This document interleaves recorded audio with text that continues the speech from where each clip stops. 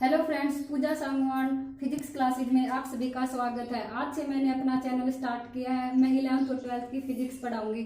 सबसे पहले मैं 12th क्लास की फिजिक्स स्टार्ट करती हूँ सेकंड यूनिट से, इलेक्ट्रिसिटी के ऊपर। सबसे पहले मैं आपको इलेक्ट्रिक करंट के बारे में बताऊंगी।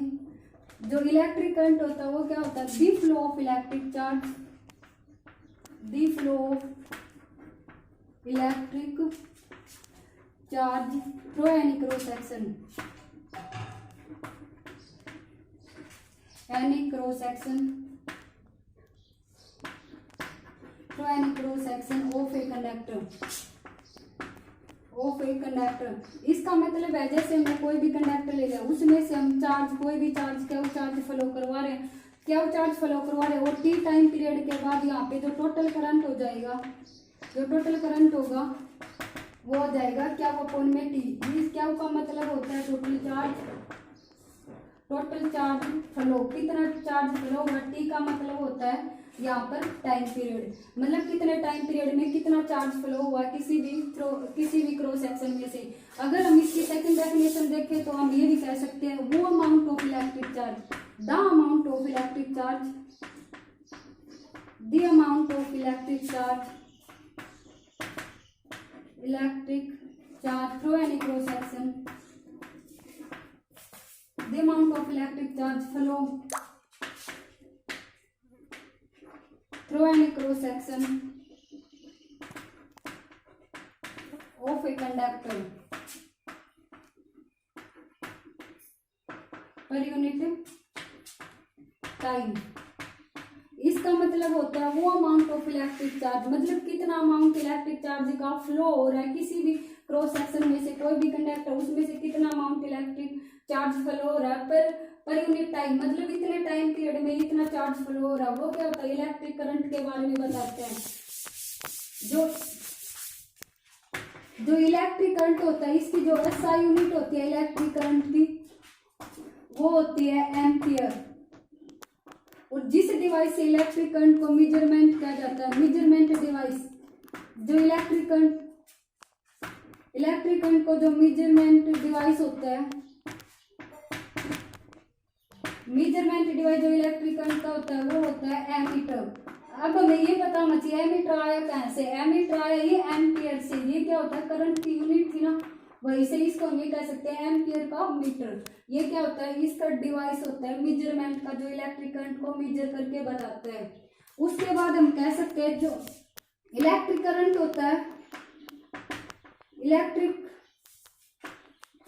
करंट होता है वो एक स्केलर क्वांटिटी होती है, स्केलर क्वांटिटी होती है। अब आप ये कहोगे कि सी स्केलर क्वांटिटी कैसे होती है? इसके तो वेक्टर भी है, इसका डायरेक्शन भी है, फिर भी स्केलर क्वांटिटी कैसे है? तो स्केलर क्वांटिटी इसलिए है क्योंकि ये वेक्टर लॉ ऑफ एडिशन को, वेक्टर लॉ ऑफ एडिशन को फॉलो नहीं करती, डज नॉट फॉलो। ये वेक्टर लॉ ऑफ एडिशन को बिल्कुल भी फॉलो नहीं करती। वेक्टर लॉ ऑफ एडिशन क्या कहते हैं? जैसे यहाँ पे एक हमने मेटालिक वायर ले ली, इस वायर का नाम I1 है, यहाँ से सेकंड मेटालिक वायर ले ली, ये C पॉइंट है, ज्वाइंट पॉइंट है, यहाँ से दूसरी मेटालिक वायर ले ली, I2 है।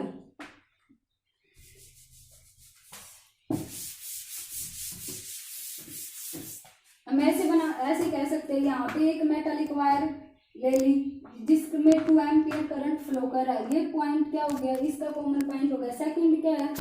दूसरी मेटालिक वायर ले ली जिसमें से क्या है 3 करंट फ्लो कर रहा है।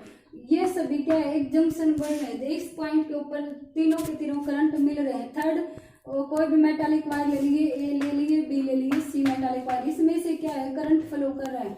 अब हमें ये बताना है कि सी में से कितना करंट फ्लो कर रहा है। तो हम सी में से कितना करंट फ्लो कर रहा है? ये वेक्टर लॉ ऑफ एडिशन को तो फॉलो नहीं करता, वेक्टर लॉ ऑफ एडिशन इसको तो ये बिल्कुल भी फॉलो नहीं करता। अगर ये वेक्टर लॉ ऑफ एडिशन को फॉलो करता है तो हम क्या कह सकते थे? 2a माइनस 3a, तो ये कितना इक्वल आता है? -1 एम्पियर या 1 एम्पियर के इक्वल आता है। क्योंकि वेक्टर लॉ ऑफ एडिशन होता है वो क्या होता है? दो अलग अलग चार्ज होते हैं, उनको माइनस करके रिजल्टेंट बताता है। ठीक है, बाद हम क्या कह सकते हैं, जो इलेक्ट्रिक करंट होता है, इलेक्ट्रिक करंट इसका फॉर्मूला यही था, आई होता है, वो क्या होता है, क्या वो अपॉन में टी। यहाँ से हम क्या कह सकते हैं, जो इलेक्ट्रिक चार्ज होता है वो डायरेक्टली प्रोपोर्शनल किसका होता है, इलेक्ट्रिक करंट होता है वो डायरेक्टली प्रोपोर्शनल किसके होता है, क्या के होता है। और सेकंड क्या है, जो इलेक्ट्रिक करंट होता है वो इनवर्सली प्रोपोर्शनल किसके होता है, टाइम पीरियड के इक्वल होता है। क्या का मतलब होता है टोटल चार्ज, उसमें जो चार्ज फ्लो कर रहा है, टी का मतलब था टाइम पीरियड। अब हम इस डेफिनेशन को डिराइव कैसे कर सकते हैं, जो आई होता है वो डायरेक्टली प्रोपोर्शनल चार्ज की होता है। आई डायरेक्टली प्रोपोर्शनल चार्ज के कैसे कह सकते हैं, जैसे हमने क्या चार्ज ले लिया, 2 कूलम ले लिया, उसके बाद क्या चार्ज 2 कूलम ले लिया, ठीक है, और हमने टाइम पीरियड 2 सेकंड रख लिया। उसके बाद यहाँ से अगर आई करंट निकालेंगे तो क्या वो अपॉन में टी होता है, करंट की वैल्यू, क्या की वैल्यू कितनी है, 2 कूलम है, टी की वैल्यू कितनी है, 2 सेकंड है। तो हम यहाँ से क्या कह सकते हैं, जो आई की वैल्यू आई है वो क्या है, 1 कूलम पर सेकंड या 1 एम्पियर ही आई है, ठीक है। उसके बाद हम चार्ज को चेंज कर देते हैं, डायरेक्टली प्रोपोर्शनल बताना है हमें, तो ये 2 कूलम था, आप 4 कूलम लेके चलते हैं, टाइम पीरियड कितना है, टाइम पीरियड सेम ही लेके चलेंगे। अगर क्या वो 4 कूलम ले लिया, टाइम पीरियड कितना ले लिया, 2 सेकंड ले लिया। उसके बाद हम करंट निकालेंगे तो क्या होता है, क्या वो अपॉन में टी के इक्वल होता है, क्या की वैल्यू कितनी है, 4, टाइम पीरियड की वैल्यू कितनी है, 2, तो मतलब ये क्या हो गया, 2 एम्पियर के इक्वल आ गया। पहले कितना था, जब हमने 2 कूलम चार्ज लिया था उस टाइम पे कितना था, 1 एम्पियर था। फिर हमने चार्ज को बढ़ा दिया, यहाँ कितना कर दिया, 4 कूलम कर दिया, तो हम करंट कितना आ गया, 2 एम्पियर करंट आ गया। इसका मतलब हम क्या कह सकते हैं, जैसे जैसे करंट की वैल्यू इंक्रीज होगी, जैसे जैसे करंट इंक्रीज होगा वैसे वैसे, जैसे जैसे करंट इंक्रीज होता जाएगा वैसे वैसे क्या होगी, इसका मतलब हम क्या कह सकते हैं, जैसे जैसे चार्ज इंक्रीज होता जाएगा क्या की वैल्यू इंक्रीज होती जाएगी, तो जो करंट होता है वो भी क्या होता है, इंक्रीज होता जाएगा। मतलब जो करंट था वो डायरेक्टली प्रोपोर्शनल किसके आ गया, चार्ज के आ गया, चार्ज मतलब आई डायरेक्टली प्रोपोर्शनल किसके आ गया, क्या के आ गया। अगर हम इसी में इनवर्सली प्रोपोर्शनल के लिए निकाले तो हमें डेफिनेशन में क्या बताया गया था, आई क्या होता है, इनवर्सली प्रोपोर्शनल किसके होता है, टाइम पीरियड के इक्वल होता है। हम चार्ज कितना ले लिया, 2 कूलम ले लिया, टाइम पीरियड, अब टाइम पीरियड को पुट करके देखेंगे, 2 सेकेंड पुट कर दिया टाइम पीरियड को, यहाँ पे टोटल करंट कितना आ गया, क्या वो अपॉन में टी, क्या की वैल्यू कितनी थी, 2 थी, टी की वैल्यू भी कितनी है, 2, तो कितना आ गया, 1 एम्पियर करंट आ गया। उसके बाद हमने चेंज कर दिया, क्या की वैल्यू सेम रख ली, टाइम पीरियड की वैल्यू कितनी कर दी, 4 सेकेंड। हम टाइम पीरियड को बढ़ा रहे हैं, उसके बाद जो करंट की वैल्यू हो जाएगी वो कितनी हो जाएगी, 2/4, मतलब 1/2, 0.5। इसकी वैल्यू कितनी होगी, 0.5 होगी। पहले कितनी थी, 1 एम्पियर की, अब कितनी होगी, 0.5 होगी। मतलब हम क्या कह सकते हैं, टाइम पीरियड हमने इंक्रीज किया है, उसके बाद क्या होगा, जो करंट था वो क्या हो जाएगा, डिक्रीज हो जाएगा, ठीक है। ये डेफिनेशन समझ आए यहाँ से। अब हम क्या बताएंगे, अब हम करंट की डायरेक्शन के बारे में बताएंगे।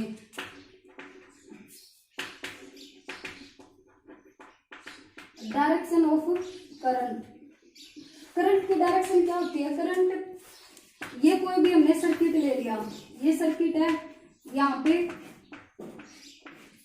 हमने बैटरी का यूज कर लिया, ये पॉजिटिव से नेगेटिव होता है। अब हम क्या कहते हैं, जो करंट की डायरेक्शन होती है वो क्या होती है, पॉजिटिव से नेगेटिव फ्लो करती है। लेकिन हमें क्या पता है कि जो करंट फ्लो कर रहा है वो इलेक्ट्रॉन्स की वजह से फ्लो कर रहा है, तो हम यहाँ क्या कह सकते हैं, जो डायरेक्शन ऑफ करंट होती है ना वो क्या होती है, opposite to the direction of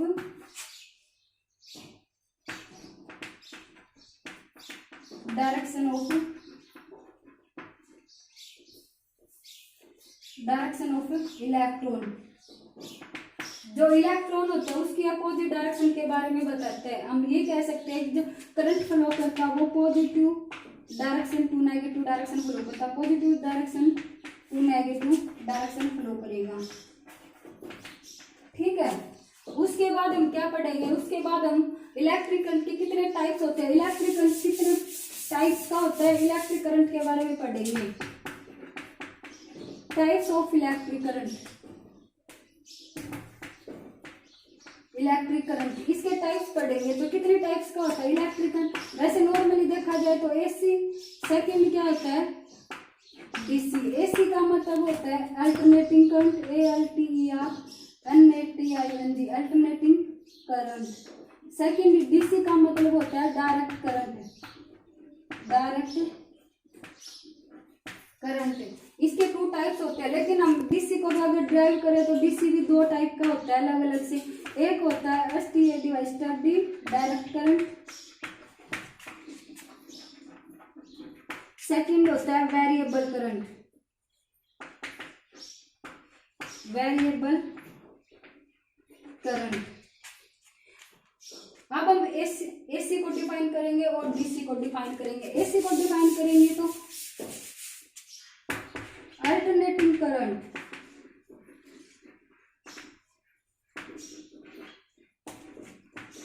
या एसी। अल्टरनेटिंग करंट क्या होता है? डोज करंट, वो current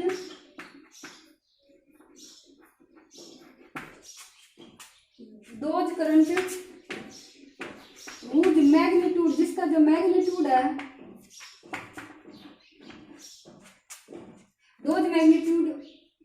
dose current was magnitude changes with time, जिसका मैग्नीट्यूड तो टाइम के साथ चेंज होता रहे but direction changes periodically, direction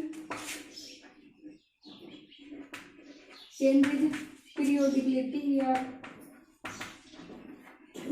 इस डेफिनेशन को हम कैसे बता सकते हैं? जैसे जो एसी होता है, एसी का सिंबल यही होता है। ये कोई भी सर्किट ले लिया तो उसमें जो एसी का सिंबल होता है वो ऐसे ही होता है। ये क्या होता है? अल्टरनेटिंग करंट के बारे में बताता है। अब हम इस डेफिनेशन को कैसे ड्राइव कर सकते हैं? ये ले लिया, ये क्या बना दिया हमने? साइन वेव बना दी। साइन वेव का मतलब होता है ये टाइम पीरियड और करंट के बारे में डिफाइन करेगा। टाइम पीरियड जैसे जैसे हम इसकी वैल्यू इंक्रीज करते, जैसे जैसे हम मैग्नीट्यूड इंक्रीज करते जाएंगे, यहाँ पे जो मैग्नीट्यूड होता है वो मैक्सिमम करंट होता है। यहाँ पे जो करंट होगा वो मैक्सिमम, जैसे आई नोट करंट ले रहे, ये मैक्सिमम करंट होता है जो क्या होता है पॉजिटिव होता है। और यहाँ पे क्या होता है नेगेटिव होता है, माइनस आई नोट करंट होता है जो कि नेगेटिव में होता है मैक्सिमम। ठीक है, उसके बाद जैसे जैसे हम मैग्नीट्यूड, इसमें क्या था dose current was magnitude change with time, जिसका मैग्नीट्यूड टाइम के साथ चेंज हो रहा है। तो जैसे जैसे हम ये टाइम पीरियड चेंज होता जा रहा है, हम इसकी इंक्रीज करेंगे तो इसका मैग्नीट्यूड को इंक्रीज करेंगे तो ये क्या हो जाए टाइम पीरियड के साथ चेंज होता जा रहा है। ठीक है, लेकिन इसकी डायरेक्शन क्या होगी? पीरियोडिकली चेंज हो रहा है। पीरियोडिकली चेंज होने का मतलब ये पॉजिटिव डायरेक्शन में था पहले, फिर क्या हो गया नेगेटिव डायरेक्शन में आ गया, फिर क्या हो गया पॉजिटिव डायरेक्शन में आ गया, फिर क्या हो गया नेगेटिव डायरेक्शन में हो गया। ठीक है, जो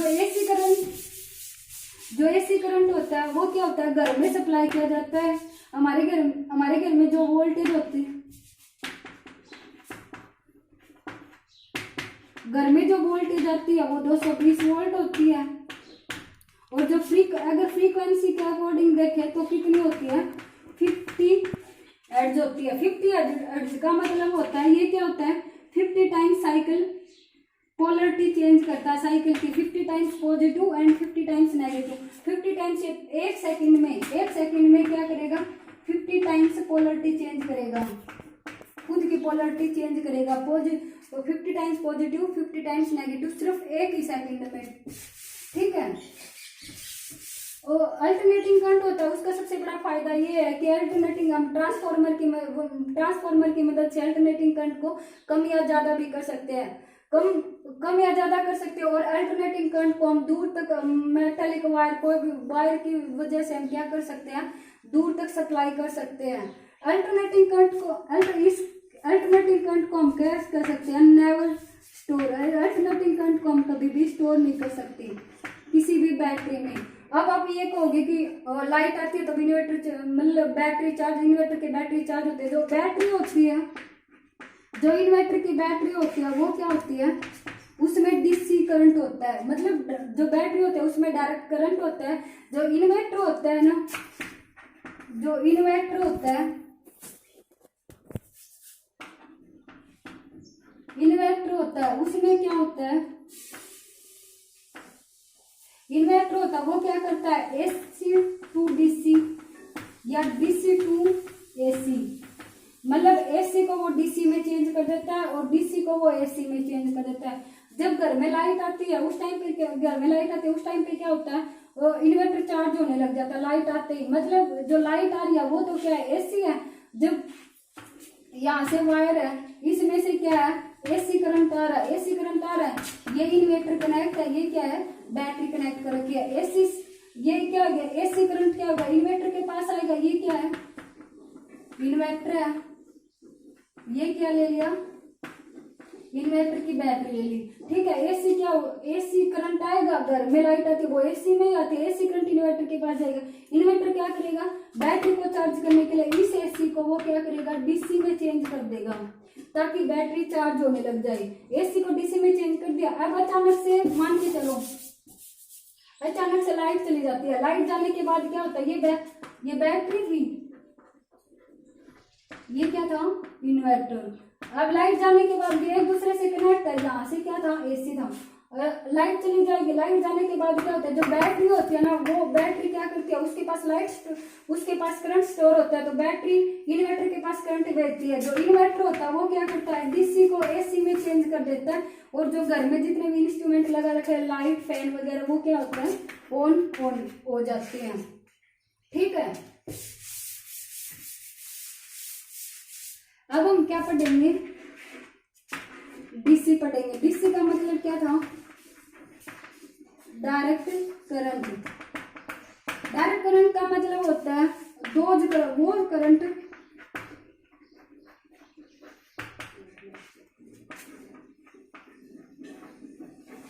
whose magnitude and direction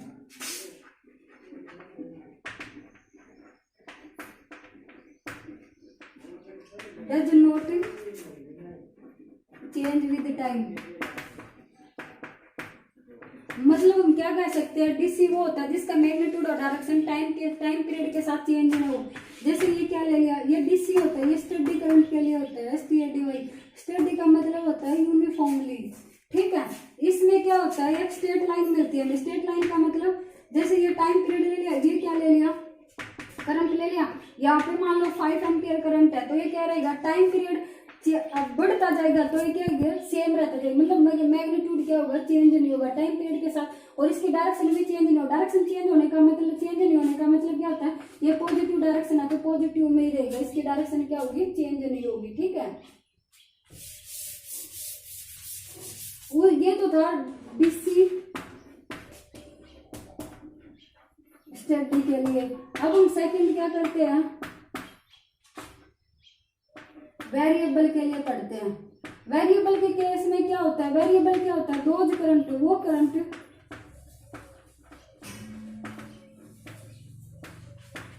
was magnitude जिसका मैग्नीट्यूड तो चेंज होता रहेगा, was magnitude change with time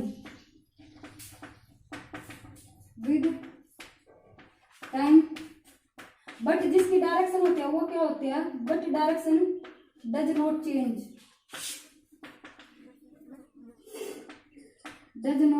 with time.